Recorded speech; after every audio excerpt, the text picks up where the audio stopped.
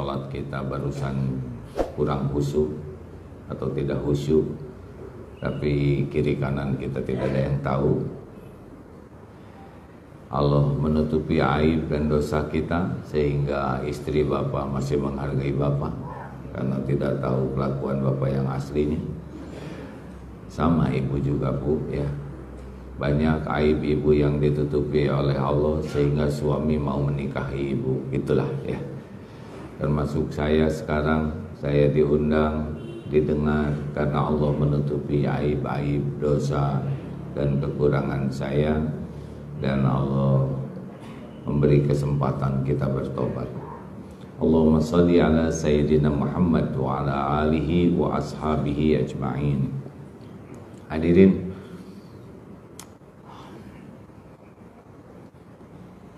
siapa yang paling jauh ini datang ke sini? Ada? Saya yang paling jauh ya. Jam 2 dari Bandung, Pak. 2:10. Alhamdulillah. Dimudahkan perjalanannya. Capek tidak? Tidak, kan tidur, Pak. Tapi makin jauh sebetulnya pahalanya makin banyak kalau ikhlas. Jadi kalau Bapak Ibu mengkaji dan memungkinkan datang, datanglah. Tapi sekarang kan bisa pakai Zoom. Iya, tapi kan off cam ya. Kamera ditutup dan kita tiduran, buka YouTube, baca WA. Jadi kurang sungguh-sungguh. Bedanya kalau di majelis taklim banyak pahalanya, ngalir setiap langkah sepanjang jalan dinaungi malaikat. Kemudian bensin jadi walaupun naik nanti diganti oleh Allah. Jangan risau, jangan suka hitung-hitungan, karena Allah yang memberi rezeki. Kemudian sampai di sini pun beda Pak, lebih fokus daripada pakai medsos, benar? Jarang yang di medsos begitu fokus kecuali yang sangat serius. Padahal kata kuncinya adalah kesungguhan. A'udzubillahi minasyaitonirrajim. Walladzina jahadu fina lanahdiyannahum subulana wa innallaha lama'al muhsinin. Dan orang-orang yang sungguh-sungguh mencari keridhaan Allah, fokus sekali, senang sekali, serius, maka Allah kan tahu kita sungguh-sungguh atau tidak. Janji Allah, niscaya Allah benar-benar akan menunjukkan jalan-jalannya. Nah, ini sudah sungguh-sungguh nih ke sini, beda ya. Memang ada yang tidak bisa hadir padahal sudah ingin. Tapi yang sesudah hadir ini kita harus sungguh-sungguh mengevaluasi diri nih. Apakah kita ini sudah dekat dengan yang dikatakan takwa? Karena kan inna akramakum indallahi atqakum. Kali ini kita akan mengevaluasi diri, bukan mengevaluasi yang lain ya. Apakah kita sudah termasuk orang-orang yang wilayah takwa atau belum? Kepada para istri tidak usah mengukur suaminya ya, karena pulang dari sini bisa dianggap oh masih jauh ke takwa, jangan ya. Juga sebaliknya. Surat Ali Imran ayat 33, 34, 35, 36 ya. A'udzubillahi minasyaitonirrajim. Wasari'u ila magfiratin mir rabbikum wa jannatin 'arduhas samawati wal ard u'iddat lil muttaqin. Dan bersegeralah kepada ampunan Allah, kepada ila magfirah, kepada ampunan Allah Tuhanmu, dan sorga yang luasnya seluas langit dan bumi. U'iddat, yang disediakan bagi lil muttaqin, orang yang bertakwa. Siapa? Ini ayat 34-nya ya.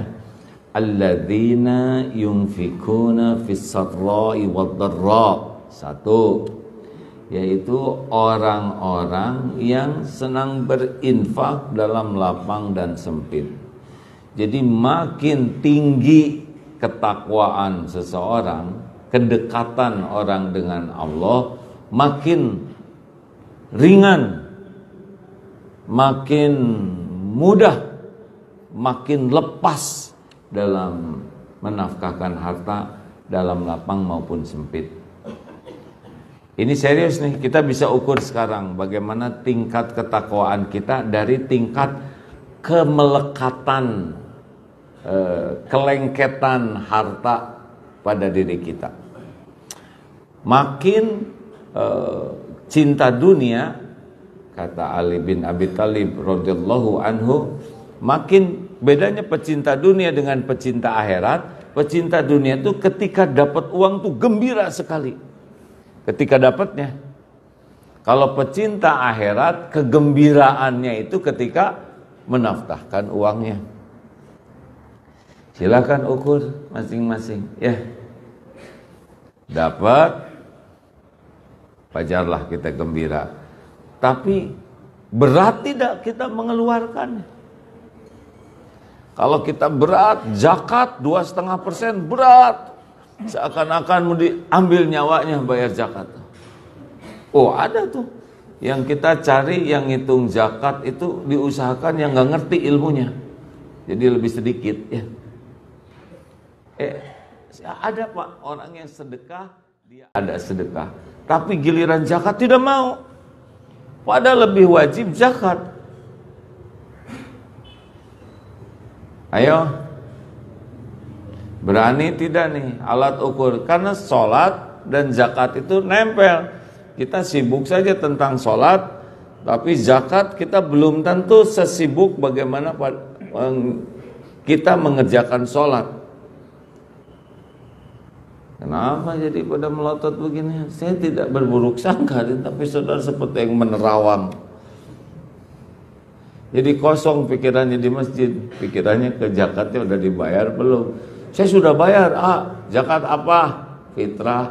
Itu mah, itu penting, tetapi ada juga yang penting lainnya, zakat mal. Cari ahli ilmunya hadirin, jangan sampai kita sholat ke masjid tapi nahan ngambil hak orang lain. Memang pembahasan zakat ini tidak seintensif pembahasan sholat. Kenapa? Karena ada kemungkinan juga yang membahasnya belum bayar, jadi kurang semangat. Saya sambil mikir juga, sambil saya mikir ini Pak, caranya gimana? Saya bersyukur salah satu anak sekolahnya di bidang ini. Silahkan hitung sendiri, berapapun yang penting bersih. Sudah. Asalnya juga kita nggak ada rezekinya, hartanya, benar? Sekarang dikasih, kenapa jadi pelit? Padahal cuma 2,5%, masih ada 97,5. Jadi jiwa kepelitannya itu luar biasa. Gimana? Udah segini aja, ini kelihatan saudara jadi emosi begini, lihat saya. Ayo rekan-rekan, tanya ahlinya terus terang, ini hartanya berapa, bersih. Kalau enggak susah sholatnya khusyuk, susah tenang hidupnya. Kenapa? Karena ada racunnya pada diri kita. Ini sangat serius hadirin. Banyak yang beli ini, beli itu ringan, tapi giliran zakat berat. Kan udah diceramahkan waktu itu tentang ada raja ngasih kuda. Pernah ingat nggak? Saya ceramah itu di sini. Raja ngasih kuda. Ingat Pak? Ceritakan supaya saya bisa istirahat. Jadi raja ngasih kuda. Ada yang gembira dengan kudanya, nggak ingat ini kuda raja, nggak berterima kasih. Sibuk aja dengan kuda, mikirkan kuda, pamer kuda, ngebangga-banggain kuda, padahal kuda milik raja. Ini paling bodoh di sini. Yang kedua, dikasih kuda oleh raja, dia senang dengan kuda, tapi dia berterima kasih kepada raja. Ini sudah mulai benar nih. Yang ketiga, dikasih kuda. Nanya, kenapa saya dikasih kuda? Untuk apa kuda? Kuda ini supaya engkau bisa mudah dekat denganku. Maka dia bahagia bukan karena bagusnya kuda, bukan karena indahnya kuda, tapi karena fungsi kuda. Kuda ini membuat dia dekat dengan raja. Itu yang paling suka. Nah, inilah yang disebut ahli takwa, ahli syukur. Ketika dikasih dunia, dia yakin dunia ini adalah kendaraan supaya dia dekat dengan Allah. Kita yang mana nih? 1, 2 atau 3? Kebanyakan mas 1 Nggak ingat harta, gelar, pangkat, jabatan, kedudukan, popularitas itu dari Allah, ya. Ya nyerempet 2 kadang-kadang ya, alhamdulillah, tapi gede kesenengnya, ya. Nah, harusnya yang ketiga ini. Yang disebut banyak sedekah itu bukan sedekah blok banyak, bukan. Yang disebut banyak sedekah itu adalah dikit-dikit sedekah. Lihat kotak infak udah nggak kuat. Selesai sholat, alhamdulillah, sholat saya barusan enak. Masuk lagi, lagi. Lagi di jalan sana ada yang sedang nyapu, kasih. Pokoknya ringan. Dalam segala keadaan tuh senang aja. Dapat berita gembira, sedekah. Saya sakit pinggang ini. Sedekah, siapa tahu jadi jalan pertolongan Allah. Sedekah. Dapat berita anak melahirkan cucu, alhamdulillah, sedekah. Sedekah. Ini cirinya ahli takwa tuh. Dan nggak terlalu lama mikir, ya. Rasulullah SAW itu ada yang datang tuh, ada emas tuh, ambilnya begini aja, gerawuk, di sini ada roti, di sini ada emas, ambil emas. Nggak dilihat berapa jumlahnya, gitu saja. Wah, agak berat ini memang bagi kita, ya. Karena kita pas masuk ke saku juga dilihat dulu. Masih ingat yang viral itu? Sedang duduk begini, kotak infak lewat, dia masuk ke saku. Ada 2 lembar, 100 dengan 10.000, dengan 1.000-an. Dia mikir, akhirnya dia putuskan yang 100.000 lah, yang dilipat, dimasukkan ke saku. Yang 1.000 masuk ke kotak infak. Tiba-tiba ada kakek-kakek dari belakang nepuk-nepuk. Pakai masih uang 100.000. Luar biasa sih kakek. Nggak kelihatan kaya, nggak kelihatan keren, sedekahnya 100.000. Masukin aja ke kotak infak. Ditepuk lagi, apa kek? Itu jatuh dari saku. Waduh, dia lihat kotak infak emosi.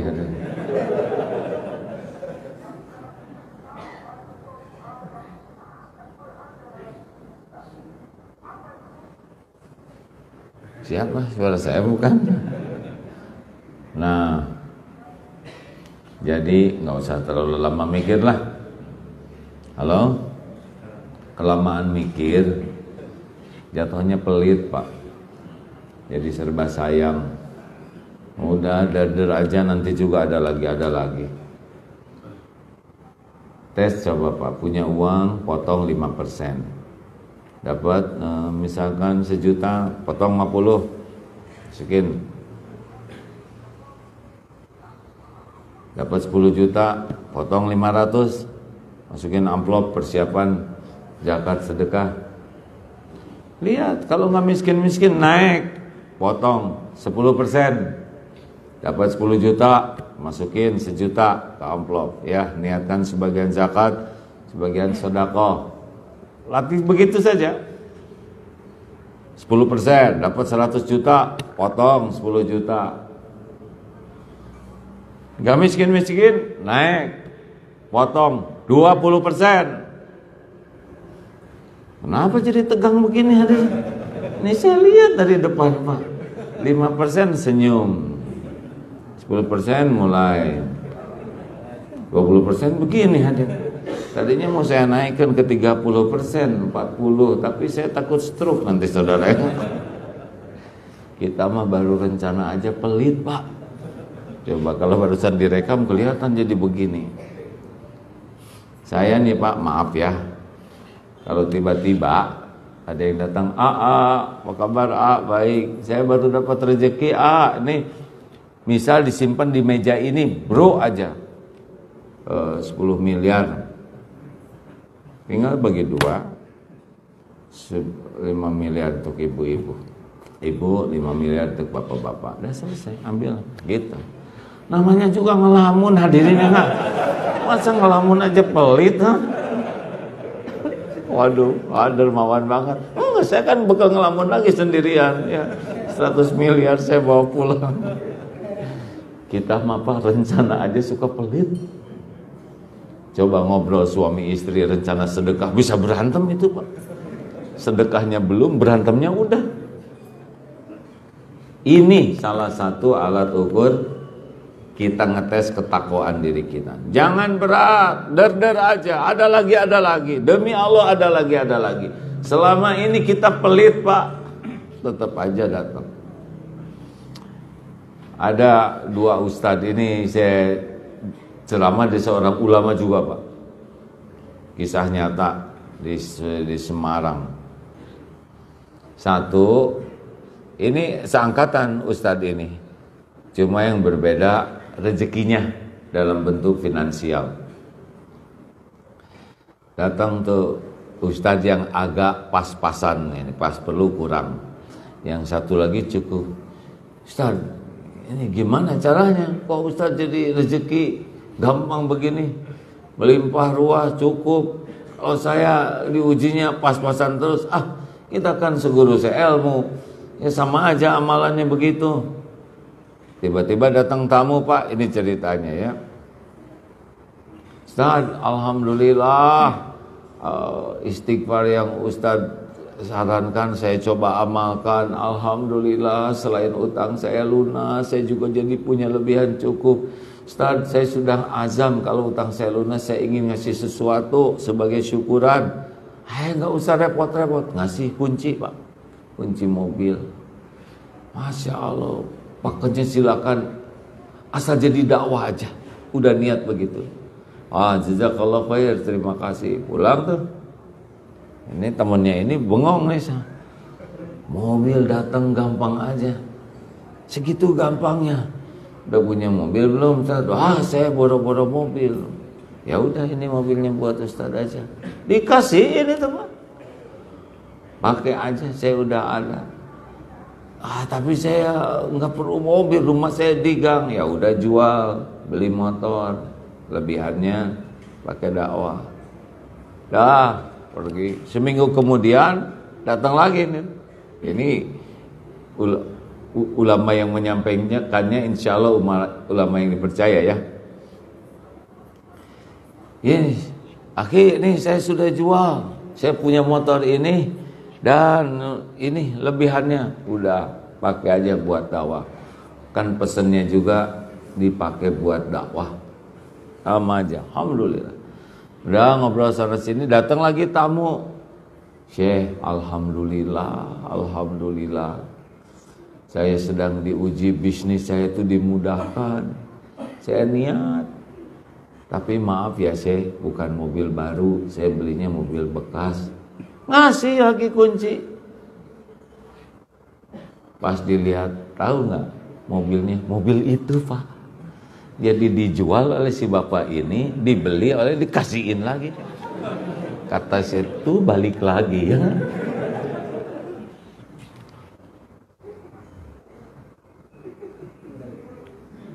Ada juga seorang mubalik, dia bangun pesantren, mau bangun masjid, ayo wakaf, akhirnya wakaf. Ini kisah nyata juga. Wakaf, apa ya, motor udah wakaf. Kata jamaahnya, apalagi dong yang diwakafkan, dilelang. Wah, tinggal satu nih, mobil bagus, mobil dakwahnya. Ya ini termasuk mobil bagus lah bagi mubalik tersebut. Ya sudah, tinggal ini kendaraan yang paling dicintainya, paling manfaat. Lelang, akhirnya cepot-cepot dibeli oleh jamaahnya tuh. Alhamdulillah. Nah, bagaimana mubalik ini? Dipinjemin oleh temennya. Seminggu kemudian, ini main seminggu aja lagi Pak. Ini kisah nyata, benar-benar nyata. Tiba-tiba yang ambil lelang wakaf itu seminggu kemudian datang lagi. Hanya Ustadz, saya tuh kepikiran terus. Sampai saya nangis. Ustadz jadi nggak punya mobil. Udah saya hadiahin aja ini ke Ustadz. Balik lagi itu Pak. Beneran. Nah, jadi jangan ragu-ragu lah. Waduh, pada tegang. Aduh, saya gimana nih, harus apa saya lelang aja mobil ini? Boleh juga Pak. Paling nyesel ya. Kenapa enggak dari dulu kita jadi dermawan ya? Kuncinya mah jangan kebanyakan mikir. 2. Tadi sudah sampai di mana tuh? Alladzina yunfikuna fis sarra'i wad dharra, dalam lapang maupun sempit. Yang kedua, wal kadhiminal ghaidha. Nih, ciri ahli takwa yang kedua. Astagfirullah. Ciri ahli takwa yang kedua adalah bisa menahan amarah. Memang kita beda-beda ya tingkat kegalakannya. Tetapi makin takwa tuh makin bisa mengendalikan amarah. Pak, Bapak kalau lihat berita-berita ya Pak ya, tentang perzinahan, selingkuh, tentang korupsi, tentang pencurian, pemerkosaan, pembunuhan, perampokan, pasti judulnya satu loh Pak. Memperturutkan nafsu. Dan itu kita dengar berita yang lagi heboh itu. Katanya dari Magelang sudah emosi, padahal tinggal laporkan aja ke polisi ya. Saya nggak ikut campur lah, udah terjadi. Tapi saya mah belajar aja betapa orang memperturutkan nafsu tuh gelap mata, habis semuanya ya kan. Termasuk yang 31-nya ikut-ikutan pusing sekarang. Jangan cuman baca berita itu aja, dikomentari, diobrolkan seakan-akan jadi Brigadir J semuanya kan. Yang paling penting apa ini pelajaran yang Allah berikan? Salah satunya pelajarannya adalah tidak bisa mengendalikan nafsu. Betul? Jangan-jangan kita juga sejenis sampo ya.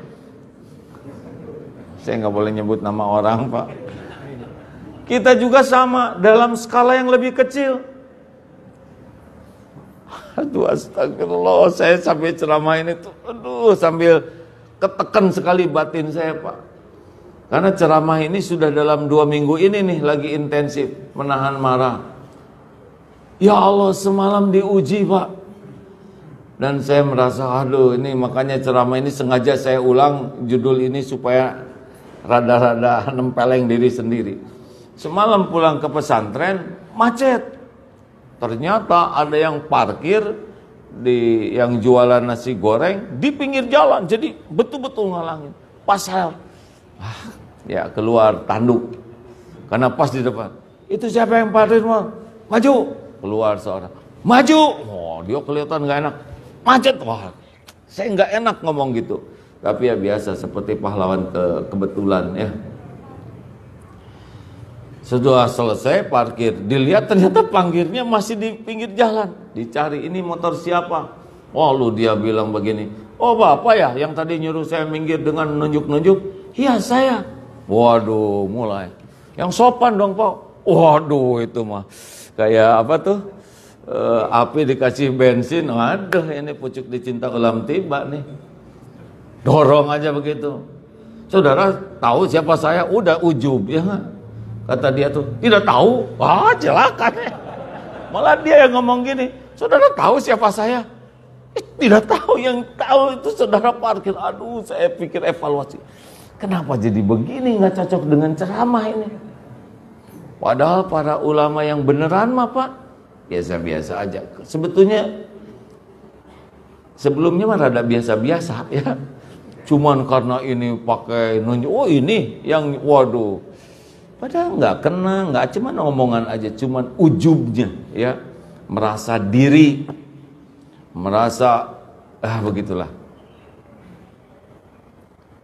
Akhirnya minta maaf sayanya. Ya enggak, mau ngapain juga marah-marah, ya enggak? Capek, pusing, malu lagi. Nyesel lah. Ya, dia juga minta maaf. Ternyata dia juga astagfirullahaladzim, dia seorang aparat juga. Udah diingetin oleh tukang mie-nya, Pak, dia ngeluarin KTA-nya tuh. Saya nggak tahu. Pas mengatakan, ini saya disuruh komandan. Wah, ini makanan ya kan, karena saya anak tentara jadinya. Ini begitulah, tambah setan. Tapi nyesel, nggak ada gunanya, memalukan, ujub, sombong, ya nggak, sok penting, sok berkuasa, dan apa untungnya? Saya bicara gini, mudah-mudahan ada manfaatnya ya, bahwa kita bicara. Jadi saya juga udah ngukur, ya, saya juga baru segini ternyata ya. Kalau pelajari Pak, para ustadz, ulama yang udah beneran itu ya, tenang aja. Jadi ceramah ini tuh sebetulnya agak emosional ya Pak. Karena ingat betapa orang punya jabatan, punya kekuasaan, punya pangkat, punya umur, senioritas, punya jasa, punya otoritas, udah dekat sekali dengan ujub, sombong, dan ujungnya adalah masalah baru. Jadi pas selesai itu udah minta maaf ya, udah saya peluk juga, saya minta maaf betul. Pulang ke masjid juga masih ada nggak itu di sana, kita ajak sini masjid kita makan, tapi ya nyesalnya sampai sekarang nyesalnya.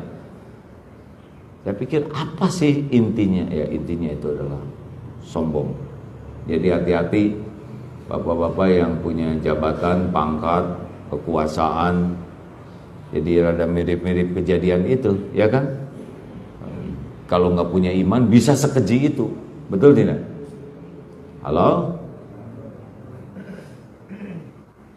Jawab dong Pak, jangan bikin saya emosi ya. Tapi semalam itu ngerasa sekali, sering ceramah kan Allah dengar saya ceramah ini terus ya, kasih tuh lawannya yang kayak gitu ya nggak, dan nilainya nggak lulus lah, merah. Astagfirullahaladzim. Kenapa jadi ngeliatin saya begini? Nggak ada habisnya Pak penyesalannya Pak, nggak ada habisnya. Hati-hatilah ya, sumber kemarahan terbesar itu adalah ujub, merasa diri, sombong, takabur, kayak iblis saja, merendahkan yang lain. Padahal boleh jadi yang dimarah ini lebih berbakti ke orang tua daripada saya. Padahal boleh jadi beliau lebih membahagiakan keluarganya daripada saya. Padahal boleh jadi dia lebih banyak nolong orang daripada saya, ya kan? Mungkin dia juga lebih banyak penderitaan dan lebih sabar. Harusnya kalau ketemu orang, teorinya sih orang ini lebih mulia dari saya. Toh kalau ada kesalahan tidak berarti semua kelakuannya salah, betul? Ya, kita juga kan gudangnya kesalahan. Ini lagi mikir apa hadirin? Asing harulang lagi kan? Ayo, pulang dari sini, cerita ini mudah-mudahan jadi bahan evaluasi ya. Terutama yang di kantornya jadi atasan, jangan galak. Tuh, kejadian sudah nyata. Marah itu bisa sampai hancur segala-galanya. Benar? Wal 'afina 'anil nas, yang ketiga, memaafkan. Bu, Ibu jawab atuh Bu. Kalau ibu bikin salah, maunya dimarah oleh suami atau dibiarkan, diacuhkan, atau dinasehati dengan lemah lembut? Jawab.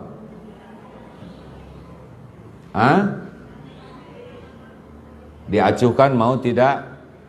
Dimarah mau tidak? Oh, dengar Pak. Jadi kalau istri salah teh jangan dimarah, juga jangan dicuekin, tapi dinasehati lemah lembut, betul Bu? Udah gitu dinasehatinya di depan anak-anak, orang-orang di rumah, atau secara pribadi? Gak mau di depan orang. Kenapa? Malu. Tuh Pak, kalau istri salah tuh ajak ke kamar, nasehati dengan lemah lembut, jangan di depan anak-anak, di depan orang, gitu ya Bu ya. Dengerin Pak. 3. Apa Ibu mau diungkit-ungkit kesalahan yang lalu? Jawab. Jadi fokus aja yang ini ya. Yang lalu-lalu gimana? Lupakan aja. Jangan diungkit-ungkit. Dengerin Pak. Jangan suka ngungkit-ngungkit. Yang lalu biarlah berlalu, gitu ya Bu ya. Tuh yang ketiga, camkan ya. Yang keempat, apa Ibu mau dimaafkan oleh suami? Jawab. Mau dimaafkan tidak? Dimaafkannya sesudah minta maaf atau sebelum minta maaf? Enak pisan. Begitu keinginannya tuh Pak. Jadi udah Bapak nasihati dengan lemah lembut, secara rahasia, langsung dimaafkan sebelum Ibu minta maaf. Begitu Bu? Masya Allah. Pertanyaan terakhir ya Bu ya. Kalau Ibu gitu enggak ke suami? Nah, itu dia masalah utamanya ya. Tapi setidaknya kita tahu standar keinginan orang tuh Pak. Sama. Ibu kami juga sama ya Bu. Kami gini-gini, lelaki itu manusia loh Bu. Jangan suka diungkit-ungkit terus ya. Udahlah hadirin. Mending maafin aja. Ngapain juga kita dendam ya. Kita dendam tuh karena kita merasa sebagai korban Pak.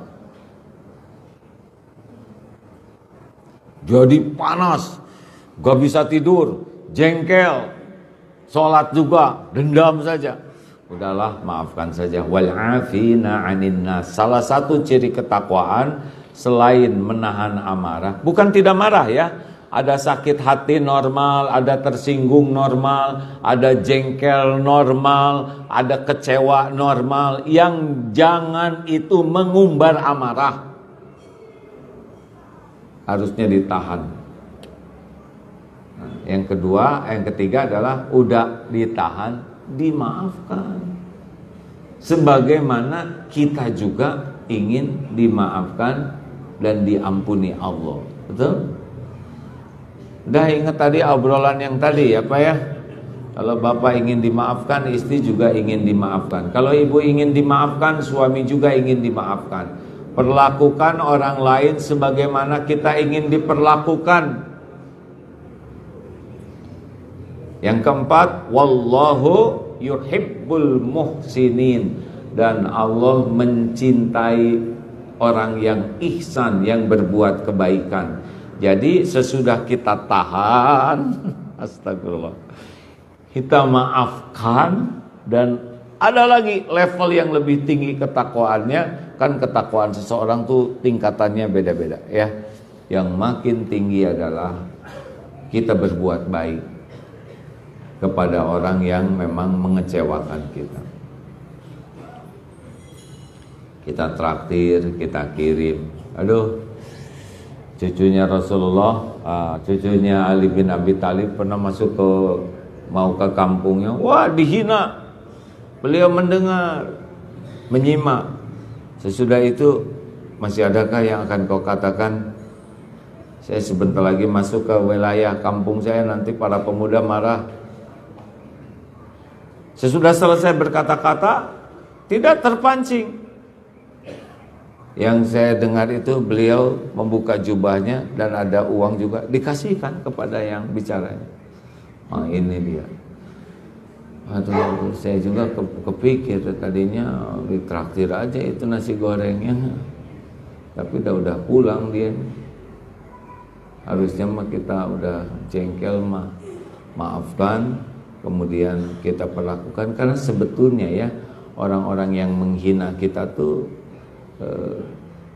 sebetulnya Pak itu bukan ingin ya, tapi menguntungkan kita. Bisa jadi penggugur dosa, menjadi sarana kita latih kayak sparring partner gitu ya. Kalau nggak ada lawan kan kita nggak terukur nih. Kayak semalam itu saya ketemu lawan gitu kan udah keukur tuh kualitasnya. Tapi kalau lawan santri biasa ya yang kenal, oh udah, saudara kenal saya? Enggak katanya. Malah dia ngomong juga, saudara kenal saya? Waduh, saya pokoknya mantap lah ini ya. Ujubnya tuh jadi keluar itu ya. Sambil saya mikir, masa nggak kenal ya? Aduh, ujub lagi. Udah kacau lah.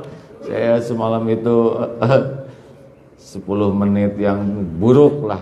Kalau ujian tuh gak, oleh Allah diadukan sama itu nggak kebetulan hadirin, nggak kebetulan. Astagfirullah. Maafkan dan berbuat kebaikan. Ya. Ada tambah satu lagi. Walladzina idza fa'alu fahishatan aw zalamu anfusahum dzakarullah fastaghfaru lidzunubihim. Dan orang-orang yang jika dia berbuat keji atau berbuat zalim kepada diri mereka sendiri, berbuat maksiat lah ya, segera ingat Allah dan mohon ampunan kepada Allah.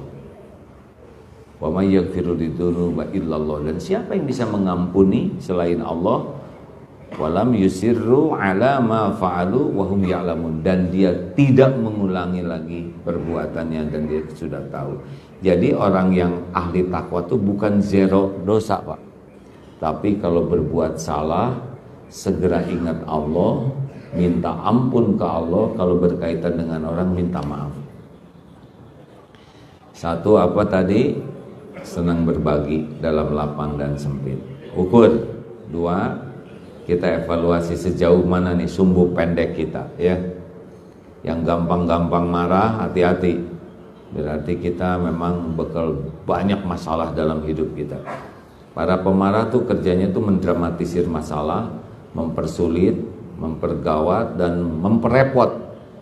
Marah itu kecuali marah yang di jalan Allah ya, selebihnya para pemarah itu adalah sumber masalah, bukan sumber solusi. Sudah kita lihat kan faktanya. Waduh, dengan kejadian itu banyak korbannya itu ya. Selain keluarga, anak, orang tua, teman-teman itu, aparat lainnya, nama institusi, dan terkuras energi. Hanya penyebabnya tidak bisa menahan nafsu. Benar? Itu skala besar. Tapi skala kecil kita juga di rumah begitu. Hati-hati, harus ada program mengendalikan amarah. Yang ketiga adalah memaafkan. Udah nggak usah dibuat tidur. Oh, tahu Mang Odet, wali kota Bandung almarhum, itu wafatnya hari Jumat di masjid ketika sedang sholat, pasti dalam keadaan wudhu, menjelang khutbah Jumat. Ini sudah berapa lama masjid ini nih? Udah pada meninggal ya? Ada nggak yang meninggal di masjid seperti itu? Jarang. Darul Tauhid juga ngebangun masjid tahun 90, bisa dihitung dengan jari yang meninggal di masjid Pak. Padahal yang sholat banyak sekali. Susah dijamu meninggal hari Jumat, karena ada 7 hari ya. Udah Jumat belum tentu lagi sholat di masjid, ini luar biasa. Nah, ketika silaturahim ke keluarganya, apa amalan beliau? Salah satu amalannya nih Pak, kata istrinya adalah kalau malam sudah habis kerja, sebelum tidur, salah satu yang biasa beliau lakukan adalah mendoakan orang-orang yang berbuat tidak baik kepada dirinya. Mendoakan kebaikan. Selain dimaafkan, juga didoakan kebaikan. Kita tidak tahu, tapi istrinya yang setempat tidur tahu. Ya, selamat husnul khotimah. Dan jangan sampai sebaliknya bagi yang mau tidur, amit-amit bu tetangga itu, iya pak kurang itu jet meninggal dua-duanya, repot. Maafkan, doakan kebaikan. Terima kasih Bapak Ibu sekalian. Ini kajian ini kayaknya penuh perenungan, semuanya mikir aja ya. Baguslah daripada kita kebanyakan waktu tersita memikirkan kejadian itu, lebih baik kita evaluasi diri. Jangan-jangan kita juga mirip dalam bentuk miniatur ya. Ada pernyataan atau pertanyaan, silakan. Ya Pak, silakan. Saya izin minum, ya boleh Pak. Alhamdulillah, bismillahirrahmanirrahim. Assalamualaikum warahmatullahi wabarakatuh. Alhamdulillah, waalaikumsalam warahmatullahi wabarakatuh. Nama saya Didi Supriyanto dari Banyuwangi, merantau ke Jakarta. Saya juga ingin cerita kepada Pak Agung dengan apa namanya kenyataan juga dengan saya tentang Agung salah satunya. Tapi saya ada pertanyaan saya, apakah seperti itu yang saya alami itu apakah termasuk istijab? Saya juga belum tahu. Saya hanya menjalani apa namanya ibadah seadanya saja dan tidak berlebihan, ya paling banyak sholawat. Pernah suatu saat saya itu sebelum pandemi pernah mimpi ketemu Hakim dikasih proyek. Dikasih apa? Dikasih proyek. Proyek. Karena pekerjaan saya konsultan bangunan di Kabupaten Bogor. Waktu itu saya memang benar-benar kesulitan, nggak punya pekerjaan yang sepi dan konsultan. Tapi kan sekarang udah ada kerjaannya kan? Masih nunggu. Masih nunggu, oh, harus mimpi lagi ya. Tanya ke AA proyek yang mana. Jadi saya waktu itu entah apa soal berapa ribu kali itu tiba-tiba mimpi ketemu Hakim. Mas ini ada proyek di pondok pesantren kerjain dulu. Saya kaget dulu. Setelah itu 3 hari kemudian saya ditelepon sama kepala dinas Kabupaten Bogor. Waktu itu mimpi, Mas ini ada pekerjaan proyek pengawasan 5 unit, datang ke sini ya. Langsung saya buat posting di IG nge-post ini, mungkin seperti itu. Jadi apakah itu termasuk istijab atau enggak? Contoh ini juga. Udah segitu aja Mas. Yang jelas saya nggak kemana-mana waktu malam-malam itu Mas mimpi ya. Udah gini aja lah. Ini agak sensi ya. Pokoknya kalau mimpi itu baik, benar, ya bersyukurlah ke Allah ya. Tapi aslinya saya tidak kelayapan ya Mas ya. Saya juga pules ya. Toh kalau udah itu dapat proyek itu pasti penyebabnya cuma satu, min fadli rabbik, memang Allah saja, bukan karena mimpi. Apalagi mimpi dengan saya aja nggak lulus tes kemarin, ngambek gitu ya. Udah gitu aja Mas. Oh, kalau sesudah dapat proyek itu Mas jadi lebih soleh, itu bagus ya. Jadi bisnis itu Mas amal soleh. Jadi Mas itu kerjanya sebetulnya bukan konsultan, tapi penunggu waktu sholat. Kan kerjaan kita tuh sebetulnya nunggu waktu sholat. Sambil nunggu waktu sholat, nih habis duhur kita tunggu doa, habis subuh tunggu duhur, kita isi dengan amal ibadah yang lain. Amal ibadah ngurus keluarga, amal ibadah dalam bentuk olahraga, itu niatkan sebagai amal soleh. Nanti ketemu lagi pertemuan dengan Allah duhur, itulah yang kita tunggu, itu tiangnya ya.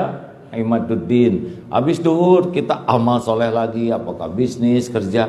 Jadi kerjaan kita ya cuman amal soleh aja. Perkara rezeki ada waktunya. Tapi jadi amal atau tidak, itulah kerjaan kita. Kan bahagia itu bukan datang dari harta, gelar, pangkat, jabatan, kedudukan, popularitas, penampilan, dan tetek bengek dunia. Enggak. Bahagia itu atau yang disebut hayatan thayyibah, kehidupan yang bahagia, yang tentrem, yang enak itu datangnya a'udzubillahi minasyaitonirrajim, man amila sholihan min dzakarin aw unsa wa huwa mu'min falanuhyiyannahu hayatan thayyibah. Barang siapa yang beramal soleh, beramal kebaikan dari laki-laki maupun perempuan dan dia beriman, niscaya Allah memberikan kehidupan yang sejahtera lahir batin, baik, bukan kaya ya, tapi benar-benar qanaah, puas, syukur, rezekinya berkah, bisa ibadah. Nah itu kalau aktivitas kita diniatkan sebagai amal soleh. Jadi istijat atau tidak jadi amal soleh atau tidak gitu. Hadirin, jadi bahagia itu pada amal kebaikan ya. Amal soleh itu dua kuncinya, niatnya lillahi ta'ala, caranya benar. Jadi bahagia itu adanya pada niat yang ikhlas dan pada perbuatan yang benar, itu bahagia di sana. Man amila sholihan. Surat An-Nahl ayat 97. Coba nanti dilihat ya. Jadi kalau kurang bahagia pasti kurang benar niatnya dan kurang benar caranya. Ya kayak saya jengkel kemarin, kurang benar niatnya, tidak ada ujub, riya, takabur, kurang benar caranya, jadilah stres gitu. Gitu Mas. Proyek apa katanya dalam mimpinya dari saya? Udah nggak usah disebut. Terakhir, dua lagi. Ibu ada yang nanya kah? Alhamdulillah. Kalau tidak ada, lihat yang di dapur sudah emosional gitu. Tolong yang 5 tadi ditafakuri ya, daripada kita mikirin orang lain, saya pelit atau tidak. 2, saya pemarah atau bukan. 3, saya pemaaf atau pendendam. Itu alat ukur kita. Berapa poinnya? Yang keempat, sukakah saya berbuat kebaikan lebih?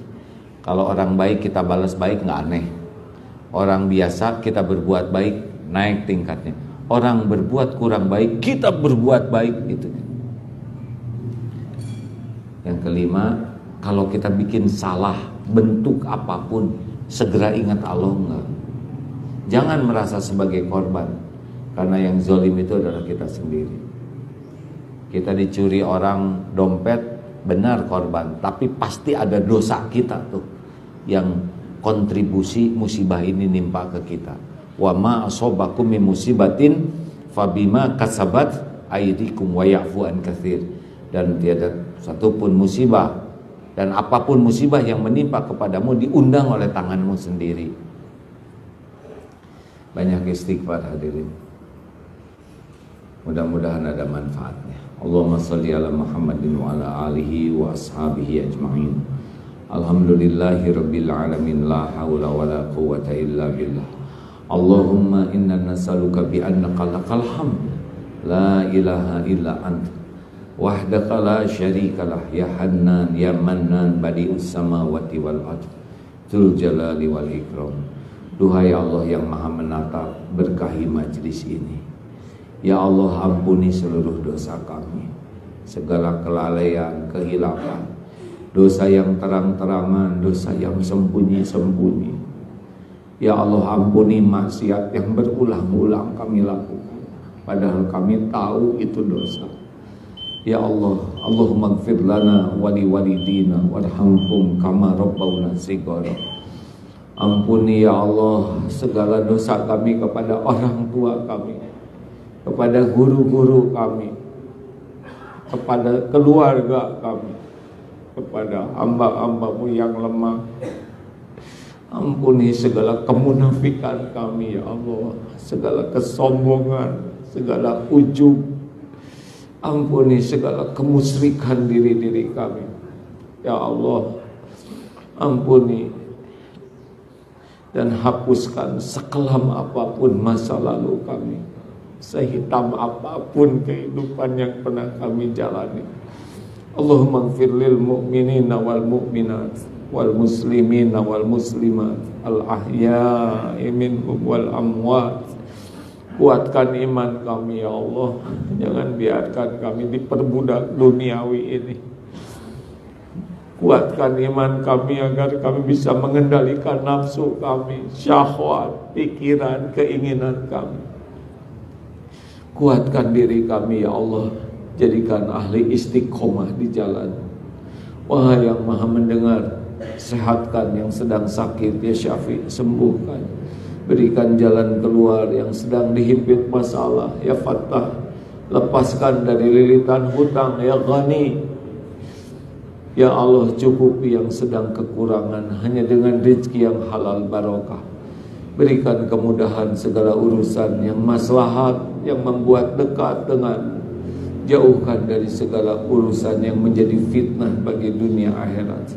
Allahumma nawwir qulubana binuri hidayatik kama nawwatal ardu binuri syamsik abadan abada birahmatika ya arhamar rahimin. Allahumma inna nas'alukal huda wat-tuqa wal afafa wal ghina. Rabbana atina fid dunya hasanah wa fil akhirati hasanah wa qina adzabannar. Subhana rabbika rabbil izzati amma yasifun wa salamun alal mursalin walhamdulillahi rabbil alamin. Subhanakallahumma bihamdik asyhadu alla ilaha illa anta astaghfiruka wa atubu ilaik. Assalamualaikum warahmatullahi wabarakatuh.